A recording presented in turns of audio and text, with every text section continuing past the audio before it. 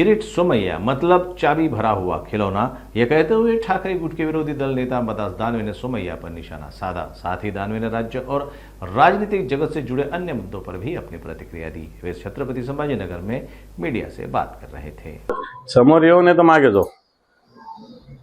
लोकसभेला काय झालंय, 3-3 वर्षाने यांचे लोक काम करत होते एकेका मतदारसंघात। 3-3 वर्षाने मागचं जसं सरकार आलं ना 1900 त्यावेळेसपासून काम करत होते। काय हाल झाले त्यांचे, मुंबईमध्ये असो की मराठवाड्यात असो की विदर्भात असो, काय हाल झाले त्यांचे। मोठे मोठे दिग्गज, गडकरी सारख्या दिग्गजाचा 3.5 लाखाचा लीड लाखावर येऊन पोहोचला।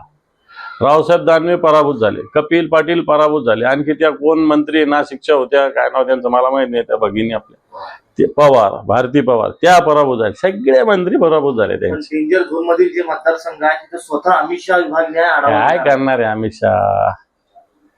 अमित शहा इथे येऊन काय करणार? याचा अर्थ तुमच्या इथलं नेतृत्व कुचकामी आहे। तसे तुम्ही पण कुचकामी आहे, अमित शहा पण कुचकामीच आहे, परंतु इथलं नेतृत्व त्याच्यापेक्षा कुचकामी आहे, म्हणून त्यांना यावं लागतं असं मी म्हणेल। मग ते तुमचे शब्द अजित पवार पिसिंग होतं। आता असं आहे तर त्यांना तुम्ही महत्वाचे खाते देऊन बसले। आमच्यातले गद्दार लोक सुद्धा अजित पवार निधी देत नाही म्हणून आमच्याकडून फुटले असं त्या सांगत होते।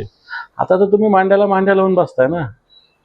आणि तुमचे जे आहे कोण शहा ते सांगतात की आम्ही सगळे सोबत लढणार आहे। त्यामुळे अजित पवारांचे मतच नाही तर तुम्हाला ट्रान्सफर कुठून होणार आहे?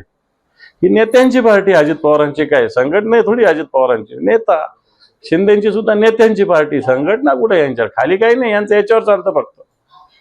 पूर्णच्या पूर्ण जागा युवा सेना मान्य आदित्यजी ठाकरे साहेबांच्या नेतृत्वाखालील पॅनल निवडून येणार आहे। संध्याकाळी मला भेटा, पूर्ण 10 जागा आमच्या निवडून येणार आहे। कारण या निवडणुका होऊ नये म्हणून सातत्यानं प्रयत्न केले।